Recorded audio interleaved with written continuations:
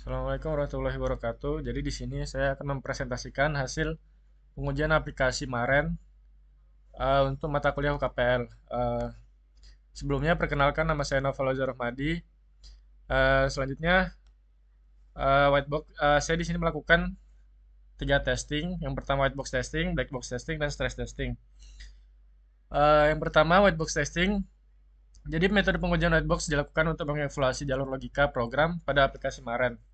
Aplikasi Maren sendiri adalah aplikasi yang saya buat pada mata kuliah teknik programan mobile sebelumnya. Pengujian ini dilakukan langsung terhadap kode sumber untuk memastikan setiap cabang dan kondisi logika telah berjalan sesuai dengan yang diharapkan. Jadi register di sini ada halaman register. Jadi ketika user menginput email yang sudah terdaftar, akan muncul notifikasi bahwa email sudah digunakan sebelumnya. Selanjutnya di sini ada jika user pendaftaran berhasil akan muncul notifikasi seperti ini. Dan terakhir format email tidak valid karena saya di sini buatnya dengan catatan harus menggunakan add format add. Selanjutnya di sini ada struktur note dari A sampai G. Jadi ketika A ini adalah start dan B mengecek apakah field nama lengkap email password kosong. Lalu ke C apakah nama password email dan password sesuai.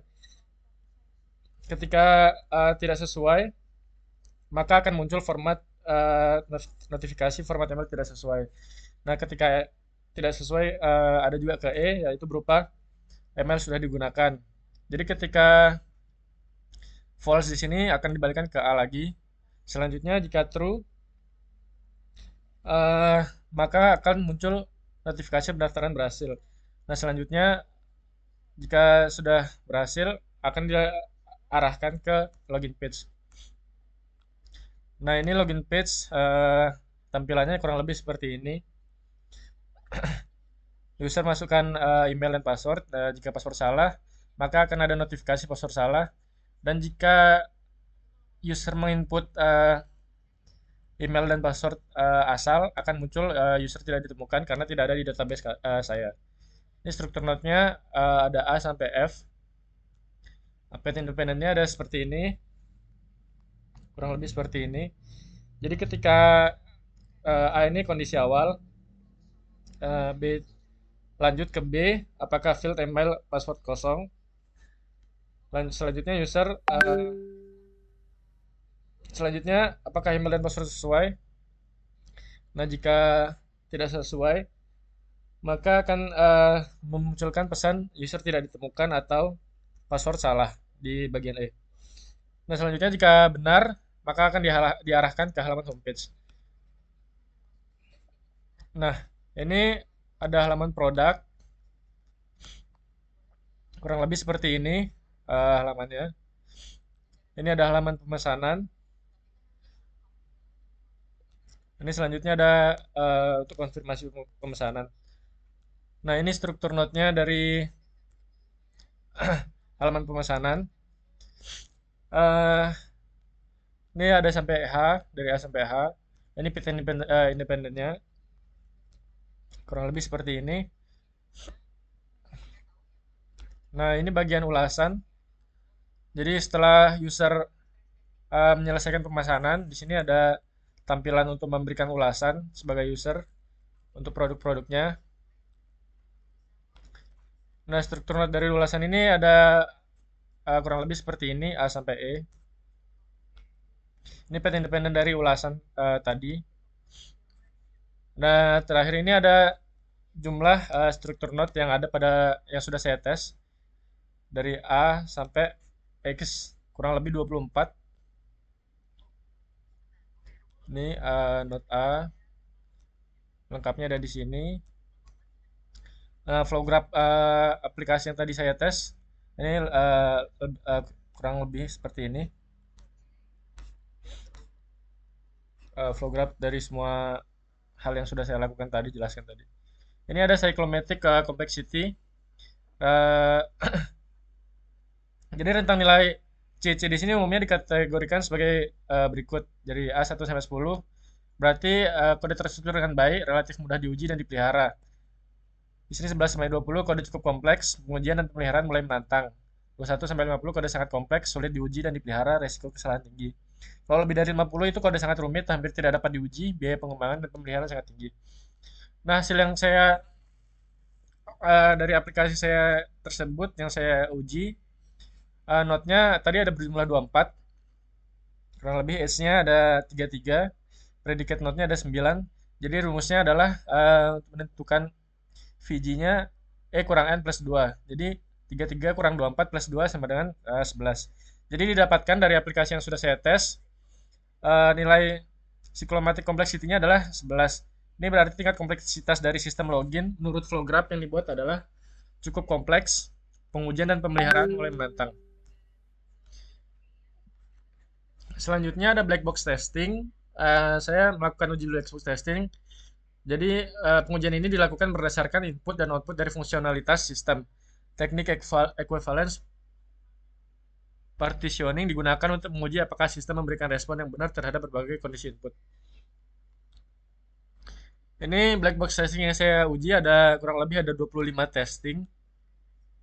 Dari registrasi pengguna, ada skenario uji pengguna mengisi form registrasi dengan data valid lalu klik daftar. Dari skenario tersebut hasil yang diharapkan adalah muncul notifikasi sukses dan diarahkan ke login. Hasil aktual yang sudah saya tes itu sesuai, jadi statusnya pas. Di sini masih ada registrasi pengguna juga. Pengguna mengisi data tidak valid lalu klik daftar. Yang diharapkan adalah muncul notifikasi gagal atau validasi input.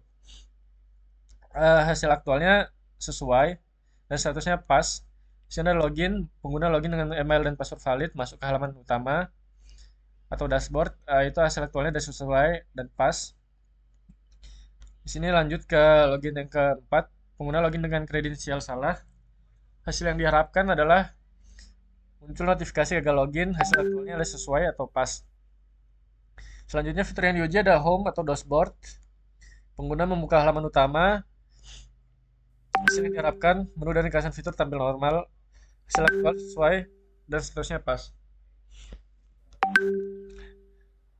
Kurang lebih ini ada seperti ini black box yang saya uji. Selanjutnya ada ini juga. Intinya dari registrasi pengguna sampai minus pembayaran, saya lakukan black box testing dan hasilnya pas semua. Jadi hasil dari black box testing yang saya lakukan adalah total case-nya 25 case dan berhasil semua dengan jumlah 0 gagal. Selanjutnya ada stress testing. Jadi stress testing di sini sendiri adalah pengujian yang digunakan. Jadi saya di sini menggunakan stress testing dengan metode pengujian yang digunakan adalah open model stress testing dengan teknik ramp up bertahap. Pengujian dilakukan menggunakan 3 fase beban pada file stress readonly.yml, yaitu 10 request per detik selama 60 detik. Kemudian meningkat menjadi 50 request per detik selama 120 detik.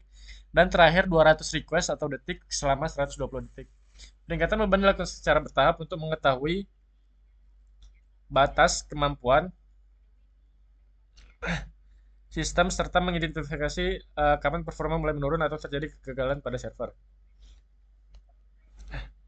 Jadi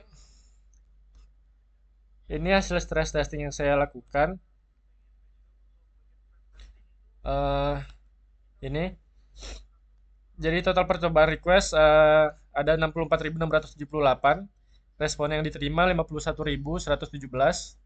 Errornya ada 13.561 dengan rata-rata request rate RPS 222 request per second dengan min latency 244, median latency 242, P95 latency 657,3 ms, P99 latency 278,7. Jadi HTTP authorized ada 51.117.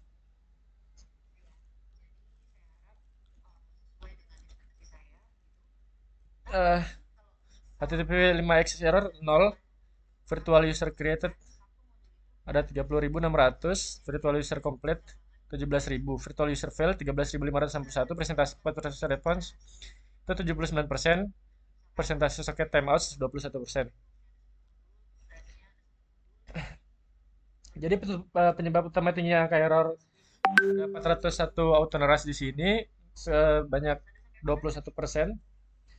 eh, itu meningkat ketika refill rate naik dari fase terakhir peak 360 sampai 380 rek per second. Jadi banyak koneksi yang tidak selesai sebelum timeout. Ini bisa disebabkan karena batas koneksi pada server atau reverse proxy, rate limiting di sisi server atau network, jaringan yang kehabisan sumber daya atau kombinasi load tidak sesuai timeout. Latency 40 P95 atau P99 tetap relatif stabil. Untuk respons yang termasuk 4xx, artinya berespon cukup cepat saat bisa menolak, tapi beberapa permintaan gagal lewat di puncak beban. Sini ada RTM juga. RTM sendiri adalah tabel yang digunakan untuk memetakan hubungan antara kebutuhan sistem dengan test case yang dilakukan.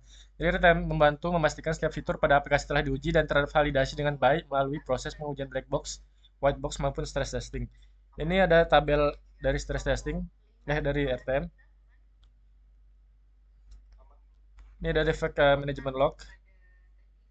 DFL adalah dokumentasi bug atau masalah yang ditemukan selama proses pengujian aplikasi.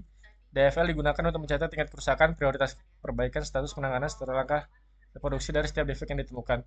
Ini tabel dari defect management log.